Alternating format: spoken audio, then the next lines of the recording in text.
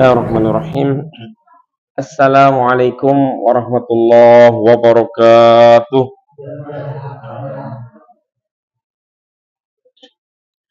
Alhamdulillahilladzi arsala rasulahu bil huda wa dinil haqq liyudhhirahu 'alad dini kullih walau karihal musyrikun. Asyhadu an la ilaha illallah wahdahu la syarikalah wa asyhadu anna Muhammadan 'abduhu wa rasuluh alladzi la nabiyya ba'dah. Amma ba'd, fa innal khairal hadisi kitabullah wa khairal hadi hadi Muhammadin sallallahu alaihi wasallam wa syarrul umur muhdatsatuha. Wa qala Allah ta'ala fil Qur'anil Karim, a'udzu billahi minasy syaithanir rajim. Ya ayyuhalladzina amanu taqullaha wa qulu qawlan sadida yuslih lakum a'malakum wa yaghfir lakum dhunubakum wa man yuti'illaha wa rasulahu faqad faza fawzan 'azima. Alhamdulillahirabbil alamin. Ikhwati fillah rahimakumullah. Bapak-bapak, ibu-ibu, hadirin sekalian, pada kesempatan sore hari ini kita dipertemukan kembali oleh Allah Subhanahu wa taala.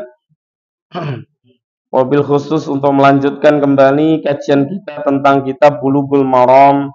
Yang terakhir kita sudah membahas tentang bab sholat orang yang dalam perjalanan atau safar atau musafir, kemudian orang yang sedang sakit. Dan insya Allah kita sudah membahasnya, dan nanti apabila ada hal-hal yang perlu dipertanyakan dan lain sebagainya tentang sholat, yakni orang yang sedang dalam perjalanan ataupun orang yang sakit, yang mana di sana ada rukhsah bagi orang dalam perjalanan, yaitu adanya qasar dan juga jamak. Kemudian bagi yang sakit adanya rukhsah untuk melaksanakan sekemampunya. Kalau mampu berdiri boleh melaksanakan dengan berdiri, apabila kepayahan atau keberatan maka boleh dengan duduk. Kemudian apabila dengan duduk juga keberatan boleh dengan berbaring atau bahkan dengan isyarat seperti itu. Dan terakhir kita juga menyampaikan bahwasanya Rasulullah SAW pernah sholat dengan bersila, ya, duduk bersila. Kemudian beliau rukuk, ya, dengan berisyarat dengan kepala beliau, ya, menunduk. Kemudian sujudnya beliau jadikan lebih rendah dari rukuknya di dalam menundukkan kepala tadi. Jadi hal demikian itu semuanya merupakan rukhsah, ketentuan dari agama kita yang memang sudah ditentukan. Yang berhak menentukan demikian yaitu Allah dan Rasulnya. Sholawat serta salam semoga tetap terlimpah kepada Nabiullah Muhammad sallallahu alaihi wasallam beserta keluarganya, para sahabatnya, dan orang-orang yang senantiasa mengamalkan sunnah-sunnahnya hingga akhir zaman nanti. Kita berharap, ya, termasuk orang-orang yang menghidupkan sunnah, ihya'us sunnah, karena orang yang menghidupkan sunnah ini, sekalipun banyak orang yang sudah meninggalkannya, maka dia disebut dengan al-ghuraba, orang yang asing, ya, kembali asing kembali, sebagaimana awal-awal agama itu, ya, disebarkan oleh Rasulullah SAW juga terkenal sebagai agama yang asing. Maka Rasulullah kemudian bersabda, "Fatuba lil ghuraba," berilah kabar gembira bagi orang-orang yang dianggap asing. Karena di saat orang-orang tidak mengamalkan sunnah-sunnah beliau, ya, ada orang-orang yang mau mengamalkan sunnah-sunnah yang sesuai tertulis, ya, dengan catatan yang sahih, catatan yang kuat, yang benar, sehingga meyakini bahwa hal demikian itu memang betul-betul merupakan sunnah Rasulullah SAW, sehingga menjadi asing, ya, tatkala orang-orang barangkali sudah tidak mau atau sudah tidak mengenal sunnah-sunnah Rasulullah. Alhamdulillah kita di sini hadir salah satunya membahas beberapa sunnah-sunnah, wabil khusus yang terkait dengan fikih pemahaman agama dan kita sedang mempelajari terkait dengan ibadah, khususnya ibadah mahdhah, ya seperti kita kenal, yakni dengan sholat, ya, kemudian zakat, saum dan lain sebagainya. Alhamdulillah kita akan mempelajari dari apa yang disodorkan di dalam kitab Bulughul Maram ini, ya. Nanti mudah-mudahan kita bisa memahaminya dengan baik, walaupun sebetulnya kita sudah, ya, sebagian besar mungkin sudah mengetahui tentang bab ini, ya, yakni babu sholatul jumu'ah, bab sholat jumu'ah. Sholat jumu'ah bagi kita umat Islam, ya, sholat jumu'ah tidak termasuk dalam satu sholat yang 5, yang sholawatul khamsah, tetapi ya khusus di hari Jumu'ah, ya, maka diharapkan orang-orang yang mempunyai syarat dan ketentuan untuk bisa melaksanakan Jumu'ah wajib melaksanakan sholat Jumu'ah. Zuhurnya hilang begitu, ya, sehingga sholat Jumu'ah ini, ya, bisa dikatakan sebagai azimah, ya. Jadi ada rukhsah, ada azimah. Rukhsah itu keringanan, azimah itu merupakan sesuatu beban taklifi ataupun anjuran yang sangat-sangat, perintah yang kuat sekali begitu. Perintah yang sangat kuat sekali. Kalau disebut misalnya wajib, maka ini fardu. Kalau misalnya disebut fardu, maka ini di atasnya fardu. Fardu yang sangat fardu sekali begitu. Itulah sholat Jumu'ah. Di Al-Quran ditegaskan di dalam surat Al-Jumu'ah. Dinamakan surat Al-Jumu'ah, ya, karena memang di dalamnya ada satu perintah untuk melaksanakan sholat Jum'ah. Ayat 9, A'udzubillahi minasyaitonirrajim. Ya ayyuhalladzina amanu idza nudiya lis-sholati mi yaumil jumu'ati fas'au ila dzikrillahi wa dzarul bai'. Dzalikum khairul lakum in kuntum ta'lamun. Wahai orang-orang yang beriman, idza nudiya lis-shalah, apabila diseru kepadamu, dipanggil, ya, untuk melaksanakan sholat mi yaumil jum'ah, di hari Jum'ah, maksudnya yaitu sholat Jum'ah, ya, fas'au, maka bersegeralah, ya, fas'au ila dzikrillah, bersegera untuk mengingat Allah, maksudnya bersegera, bersiap-siap melaksanakan sholat Jum'ah tadi, begitu, ya. Fas'au ila dzikrillah wa dzarul bai', tinggalkanlah jual beli, tinggalkanlah perniagaan. Seperti itu perintahnya.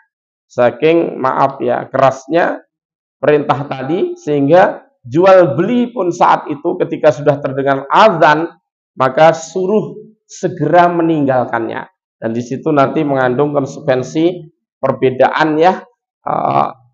Wadzarul bai' itu artinya meninggalkan perdagangan. Kalau misalnya tidak ditinggalkan, boleh nggak perdagangan saat itu misalnya gitu. Nah, ada yang beberapa itu mengharamkan secara mutlak, ada yang sah tetapi dia berdosa begitu. Implikasi daripada wadzarul bai', tinggalkanlah perdagangan. Ya, ini kembali bahwasanya sholat Jumu'ah merupakan satu anjuran, perintah, ya, perintah wajib yang sangat kuat sekali. Maka kita coba perhatikan di dalam hadis-hadis yang dibawakan oleh Ibnu Hajar Al-Asqalani ini di dalam kitab Bulughul Maram, ya. Ya. Bab sholatul Jumu'ah. Bab tentang sholat Jumu'ah, hadis yang ke-1. An Abdullah bin Umar, dari Abdullah bin Umar. Maksudnya di sini adalah Umar bin Khattab, ya. Jadi salah satu putra beliau namanya Abdullah, ya. Wa Abi Hurairah, sekaligus dari Abu Hurairah juga. Jadi ada dua sahabat, ya, langsung di sini dalam satu hadis yang meriwayatkan tentang masalah sholat Jumat ini, ya. Radhiyallahu anhuma, semoga Allah meridhai keduanya. Annahuma, bahwasanya beliau berdua, sami'a, mendengar, Rasulullah sallallahu alaihi wasallam yaqulu bersabda ala a'wadi mimbarihi, di atas kayu mimbarnya, ya. Jadi mimbar Rasulullah rupanya terbuat dari kayu juga begitu. Apa yang diucapkan oleh beliau? Sabdanya, layan tahiyanna aqwamun an wad'ihimul jumu'at. Beliau bersabda seperti itu. Hendaknya ya orang-orang itu segera berhenti. Ya, satu kaum itu segera berhenti an wad'ihimul jumu'ah, daripada mereka meninggalkan sholat Jumat. Jadi jangan sekali-kali lagi meninggalkan sholat Jumat. Hendaknya kaum itu jangan sekali-sekali lagi meninggalkan sholat Jumat, kata beliau. Apa lanjutannya? Aula yahtimannallahu ala qulubihim, atau Allah akan mengunci, ya, mengunci mati atas hati-hati mereka. Ya, gara-gara meninggalkan sholat Jumat itu akibatnya, gitu ya. Hendaknya orang-orang itu tidak meninggalkan sholat Jumat. Atau kalau mereka terus meninggalkan sholat Jumat, Allah akan memeterai, ya, mengunci hatinya itu. Ya, dalam artian sulit menerima petunjuk, sulit akan mendapatkan hidayah nantinya begitu. Kalau tidak mau sholat Jumu'ah, gitu. Summa layakununna minal ghafilin. Kemudian kalau sudah terbiasa seperti itu, Allah kunci mati hatinya, sungguh mereka akan menjadi orang-orang yang ghafilun, orang-orang yang lalai. Orang-orang yang lalai dari mengingat Allah. Orang-orang yang lalai dari perintah-perintah Allah. Orang-orang yang lalai dari tugas dan kewajiban hidupnya. Orang-orang yang lalai daripada tunduk dan patuh terhadap agama ini, ya, yang ada di dalam agama ini. Makanya ya, ada beberapa hadis lain menjelaskan barang siapa yang meninggalkan sholat Jum'ah 3 kali berturut-turut, maka dia disebut termasuk golongan munafik, ya, sebagai orang yang munafik, seperti itu. Ini sabda Rasulullah SAW bahwa di sini pentingnya daripada sholat Jumu'ah tadi akan membawa implikasi kalau sampai meninggalkan itu, ya, khususnya maksudnya orang-orang yang berkewajiban sholat Jumu'ah, karena nanti ada orang-orang yang tidak terkena beban sholat Jumu'ah. Nanti pada hadis-hadis ini akan diterangkan, ya. 4 orang yang tidak wajib sholat Jumu'ah, diantaranya ini kan begitu. Ini khususnya yang ada kewajiban sholat Jumu'ah, kemudian tidak mau melaksanakan, maka akan membawa akibat yang nantinya itu kerugian pada diri sendiri. Seperti itu. Yang kedua, wa an Salamah binil Aqwa radhiyallahu anhu, semoga Allah meridhoinya, qala berkata, kunna adalah kami, nusalli ma'a Rasulillah sallallahu alaihi wasallam, biasa kami sholat bersama Rasulullah SAW yaumal Jumu'ah, di hari Jum'ah. Summa nansorifu, kemudian kami bubar, selesai. Walaisa lil hitani dillun, tidak ada di tembok itu satu bayangan, yustadhallu bihi, yang kami bisa berlindung dari bayangan matahari itu. Ini menunjukkan bahwa berdasarkan hadis ini, rupanya ada sebagian ulama menyatakan sholat Jumat itu boleh dilakukan sebelum matahari tergelincir, ya, sedikit sebelum matahari tergelincir. Buktinya sahabat itu, ya, pernah melakukan sholat Jumat itu, selesai sholat Jumat nggak ada bayangan tembok itu, jadi mau nyari tempat nyiup itu nggak ada begitu, menurut versi hadis ini, ya.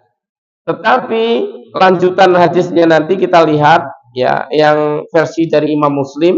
Kalau kita lihat, ini muttafaqun alaih walafdzul Bukhari. Tapi lafaz ini ada pada Imam Bukhari. Wa fil lafdzil Muslim, Ya, tetapi di dalam lafadz Muslim, kunna adalah kami, nujammi'u ma'ahu, berjum'ah bersama beliau, idza zalatis samsu, apabila telah tergelincir matahari. Jadi waktunya sama seperti zuhur, ya gitu. Summa narji, kemudian kami pulang, natatabba'ul fai, ya, ya. Kami mencari-cari tempat untuk berteduh juga, gitu. Maksudnya dari dua pemandangan ini, kalau kita ambil ikhtiyat lebih selamat, tetap saja kita melakukan sholat Jumat itu sebaiknya adalah setelah matahari tergelincir, artinya masuk sholat waktu zuhur begitu loh. Lebih amannya, walaupun tadi ada hadis yang menyatakan ya, tetapi masih dalam bahasa kita masih belum nyata, masih ambigu begitu. Bisa jadi Rasulullah melakukan sholat Jum'ah itu di awal waktu sekali, kemudian beliau khutbahnya singkat saat itu, bacaannya juga bisa jadi singkat saat itu, sehingga dilakukan dengan relatif cepat begitu. Kemudian selesai itu, ya di sana memang sangat panas sekali. Kalau tergelincirnya belum begitu banyak, memang bayangan belum muncul begitu. Ya, jadi bayangan tidak ada di tembok itu maksudnya untuk mencari ngiyup itu ya. Kalau di sana kan kita sama seperti ini sangat panas sekali begitu. Bisa jadi kalau belum begitu jauh tergelincirnya, memang bayangan itu belum banyak, belum begitu bisa untuk berteduh begitu. Maka lebih selamatnya bahasa kita ihtiyat, hati-hati. Ya, tetap saja kita boleh melakukan di awal waktu duhur, yakni begitu tergelincir matahari. Dan kita kemarin sholat Jumat di sana, biasanya di sana mengikuti tradisi yang berjalan begitu lama, itu kurang lebih adalah jam 12 lebih 15 menit. Sholat Jumatnya baru dimulai di sana, baru dimulai azan gitu. Azan yang kedua. Nah, saya di sana saya lihat azannya dua kali ya. Azan untuk pemberitahuan persiapan, kemudian azan masuk waktu begitu. Nah gitu. Jadi eh, lebih baik daripada kita terkena nanti inna sholata kana alal mu'minina kitaban mauquta. Sesungguhnya ya sholat itu terhadap orang-orang beriman adalah sesuatu yang sudah ditentukan waktu-waktunya begitu. Takutnya salah memaham hadis ini ya, kita justru melakukan sholat Jum'ah di luar waktu kan gitu ya. Belum masuk waktu sudah sholat Jum'ah. Tetapi biasanya sekalipun kita maaf ini ya 5 menit ya ataupun bahkan 10 menit misalnya belum masuk waktu, insya Allah karena adanya khutbah terlebih dahulu ya kan, kemudian nanti 2 kali khutbah ya, insya Allah begitu masuk sholatnya, terhitung masuk sholatnya tetap masuk waktu, insya Allah demikian. Tetapi lebih aman sekali lagi sebagai ihtiyat tadi, alangkah baiknya kalau kita yakin sudah masuk zuhur. Misalnya di sini zuhurnya jam 12 kurang 15 gitu ya. Jadi Indonesia, waktu Indonesia konversikan gitu ya. Harusnya di sana juga sama gitu, tapi nyatanya di Arab sendiri banyak ulama di sana itu lebih hati-hati sampai betul-betul masuk gitu di dalam sholat zuhur. Nah, di kita pun ya boleh mengambil awal waktu, tetapi yakin bahwa awal waktunya itu adalah waktu zuhur yang matahari sudah zawal, sudah tergelincir gitu ke arah barat. Sehingga kalau benda itu didirikan, udah ada bayangan sedikit gitu ya, yang keluar ke arah timur. Karena posisi kita adalah timur barat untuk perjalanan mataharinya.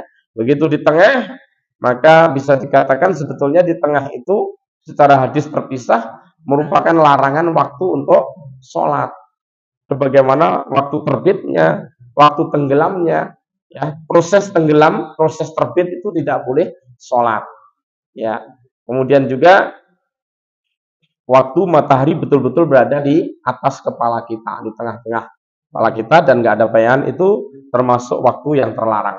Untuk menjaga, mengantisipasi dari pemahaman hadis tadi dengan sabda beliau yang lain yang supaya kita tidak melakukan sholat di tengah matahari pas di atas kepala kita, tunggu sebentar saja, gitu. Sehingga kita lebih mengambil hadisnya Imam Muslim tadi yang menyatakan bahwa walaupun matahari belum ada, belum nampak tadi itu di tembok itu bayangan begitu banyak, dikatakan di sini kunna nujammi'u ma'hu idza zalatis samsu, apabila matahari sudah tergelincir seperti itu, gitu.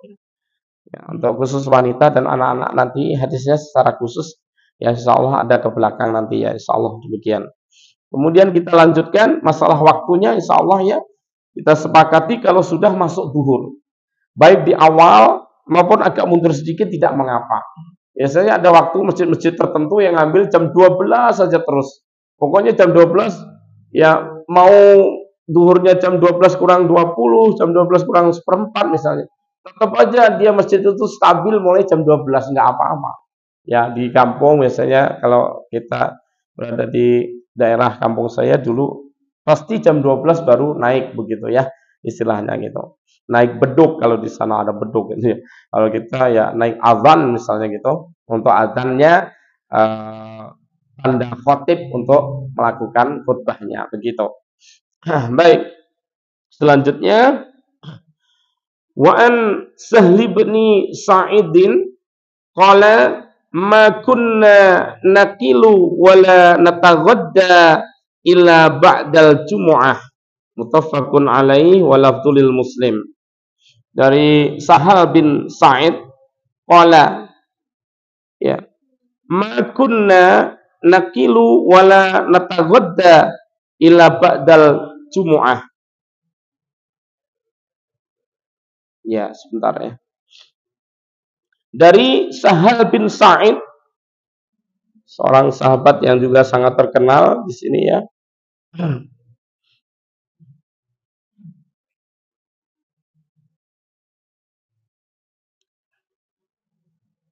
Hanya memberikan penjelasan bahwasanya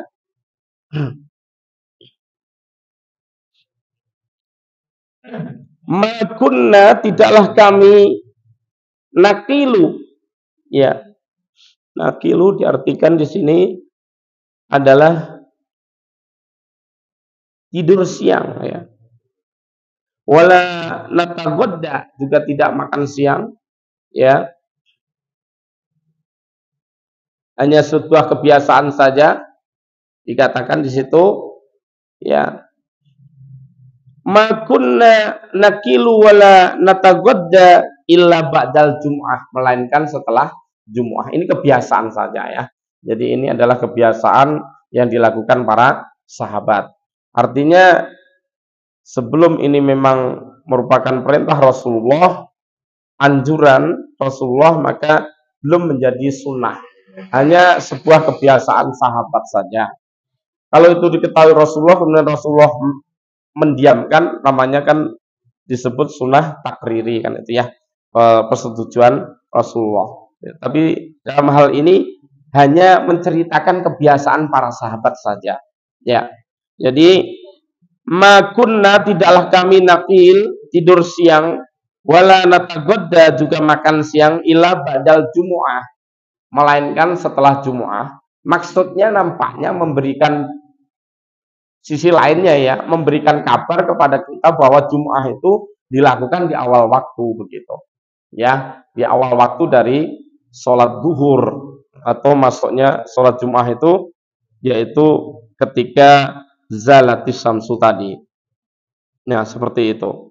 Wa fi riwayatin fi ahdi Rasulillah, di zaman Rasulullah begitu. Di dalam riwayat yang lain. Jadi di zaman Rasulullah itu para sahabat biasanya tidak tidur siang dulu.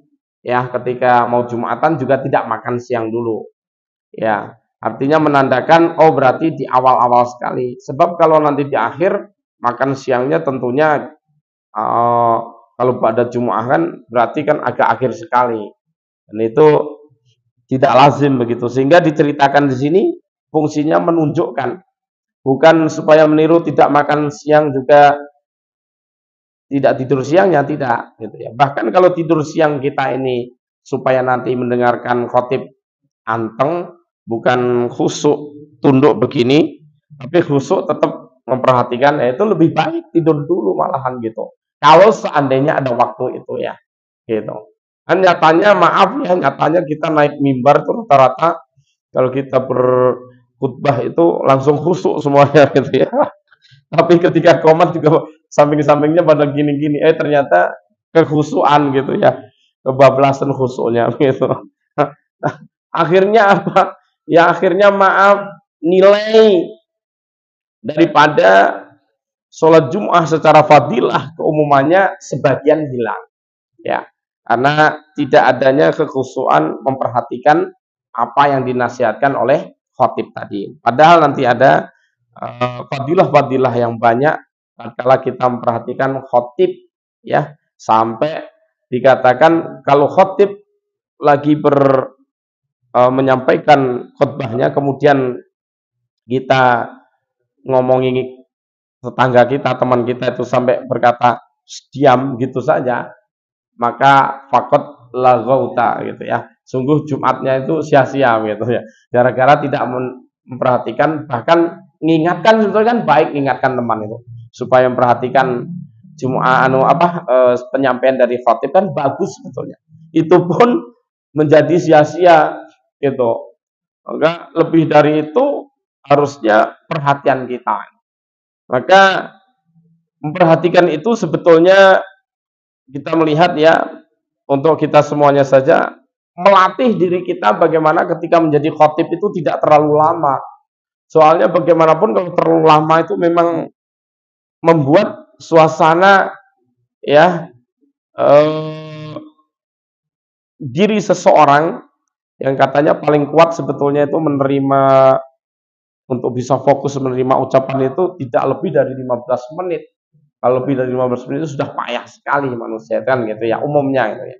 Maka minimal harusnya kalau kita setel gitu ya, sebaiknya khutbahnya 10 menit, khutbah pertama, tambah khutbah kedua itu kesimpulan dan doa misalnya gitu 5 menit cukup lah begitu ya, harusnya. Kalau mau panjang di sholatnya sebetulnya, kalau mau panjang ya seminimalnya 40 ayat seminimalnya kan gitu ya. Biasa Rasulullah itu sabihisma itu kalau Jumu'ah sama al-ataka hadisul wasiyah. Ada juga beliau diceritakan bahwasanya beliau sering membaca surat Al-Jumu'ah dan surat Al-Munafikun bawahnya itu kan gitu ya. Surat Al-Munafikun itu. Jadi sekadar itu kira-kira panjangnya Rasulullah di dalam mengimami sholat Jumu'ah. Tapi kadang kita khotib itu nggak marem kalau belum menyampaikan secara total, seakan-akan nanti nggak paham kan jamaah kalau nggak disampaikan secara total itu. Sehingga akhirnya seluruhnya gitu ya, tanpa bisa meringkas terkadang kita harus belajar bagaimana kita meringkas, memadatkan materi-materi yang ada pada khutbah kita supaya jamaah juga tidak terlalu payah ya, gara-gara kita kepayahan makmumnya, jamaahnya hilang fadilah-fadilah yang lain kan begitu. Ya nanti kalau pembahasan mestinya seperti ini malahan pembahasan gitu ya, ada majelisnya, terus ada misalnya pada Jumatan dilanjut dan sebagainya untuk bertanya dan sebagainya, jamaah boleh. Harusnya begitu. Kalau saya menginginkan melihat dari beberapa teks-teks hadis dan juga ulama-ulama yang memahami hal ini, kita berlatih untuk berkhutbah itu secara singkat gitu ya. Kemudian sholatnya ya standar atau agak panjang sedikit nggak apa-apa, malahan seperti itu harapannya gitu ya. Tapi memang semuanya perlu kita atur dan kita latih, kita persiapkan supaya bisa melaksanakan hal-hal ini dengan baik ya, sesuai anjuran Rasulullah ya. Baik, kita lanjutkan lagi. Wa an Jabirin, dari Jabir radhiyallahu an, semoga Allah meridhoinya, annan nabiyya sallallahu alaihi wasallam, bahwasanya Nabi sallallahu alaihi wasallam kana yakhutubu qaiman. Beliau berkhutbah secara berdiri. Jadi khutbah beliau itu berdiri begitu ya. Ini dalam hal Jumat. Faja'at iru minasyam. Maka tiba-tiba datang ya rombongan kafilah pedagang dari Syam. Fang fatalan nas ilaiha. kemudian manusia meninggalkan Rasulullah, padahal Rasulullah sedang berkhutbah itu ya, berdiri sambil berdiri, ya, beliau ditinggalkan menuju rombongan tadi, gitu ya. Hatta lam yabqa, tidaklah tertinggal ya illasna asyara rajulan, kecuali hanya 12 orang saja. Maka sebagian daripada beberapa imam mazhab menyatakan seminimalnya orang berjumuah itu berjumlah 12 begitu ya. Nanti ada yang seminimalnya berjumlah 40 memang ada ya. Gitu. Buktinya apa? Ini Rasulullah lagi khutbah ya, sahabat banyak nih, jumlahnya banyak sekali. Tetapi ketika rombongan kafilah dagang datang, zaman dulu kalau ada kafilah datang, itu cepet-cepetan mencari barang baru, barang-barang yang diinginkan gitu, berebut juga. Sampai masalah bab Jumat, awal-awal Jumat seperti ini masih, ya. Ketika Jumatan itu, para sahabat nggak peduli, karena belum ada larangan tadi, belum ada fikihnya, ketentuannya gitu ya. Gitu. Akhirnya tertinggallah hanya 12 orang saja. Artinya dengan 12 orang Rasul berkhutbah, berjalan ini Jumatan, berarti masih sah begitu maksudnya. Jadi kesimpulannya begitu minimal gitu ya. Apakah seperti itu? Sebetulnya nggak ada penegasan yang betul-betul kuat ataupun pendalilan yang qot'i bahwa batasan minimal orang berjumlah itu harus 12, harus 40 gitu ya. Secara qot'i tidak ada gitu. Maka sebagian ulama juga menyatakan bahwa seandainya berjumat untuk 2 orang sebagaimana orang berjamaah, ya sudah sah gitu. Ya, seperti itu. Ya, jadi Imam Syafi'i 40 kalau nggak salah ya. Kalau Imam Ahmad kalau tidak salah memegang hadis ini. Saya agak lupa ya tentang pendapat-pendapat Imam Mazahib. Tetapi ada gitu yang menentukan seperti itu. Alhamdulillah di sekitar masjid kita rata-rata sudah lebih dari 40, alhamdulillah. Kalau masih ada yang kurang, ya tidak mengapa dengan ketentuan tadi itu ya. Jadi kalau mengharuskan segera ada Jumatan di tempat itu supaya terbiasa nanti ada Jumatan karena banyak yang belum tahu. Nanti kalau udah tahu lama-lama juga banyak kan begitu. Enggak apa-apa dimulai saja gitu. Walaupun jumlahnya belum sampai 40 begitu atau mungkin ya baru 12 orang seperti ini atau bahkan kurang. Tetapi memang masjidnya sudah jauh dan orang-orang di sekitar sini mungkin bekerja sehingga yang ada juga baru sedikit, nggak apa-apa dilakukan. Sholat Jumat tetap sah, insya Allah tetap sah gitu ya. Jadi ini hanya satu khobar bahwa di zaman Rasulullah pernah begitu. Rasulullah sedang khutbah itu loh Jumat, tiba-tiba ada kafilah ditinggalkan aja Rasulullah itu. Tinggal 12 orang aja yang mendengarkan khutbah beliau gitu. Nah, kemungkinan hadis inilah nantinya ya yang menjadi asbabun nuzul daripada surat Al-Jumu'ah tadi, yang ayat 9 itu. Kemungkinan ya, nanti kita cek coba apakah betul ya. Nah, sehingga ada larangan idza nudiya lis-sholati mi yaumil jumu'ati fas'au ila dzikrillah wa darul bai, tinggalkanlah jual beli, tinggalkanlah perniagaan, tinggalkanlah yang namanya kafilah-kafilah itu, tinggalkan begitu nantinya. Insyaallah di tafsir Ahkam As-Sabuni, insyaallah nanti saya cek tentang sholat Jumat, pernah saya baca ya. Salah satunya mungkin ini yang menjadi asbabun nuzul daripada turunnya surat Al-Jumu'ah tadi. Isanya jam pinten Bapak? Sudah masuk? Oh ya. Ya, alhamdulillah. Baik. Kita sudah masuk sholat Isya.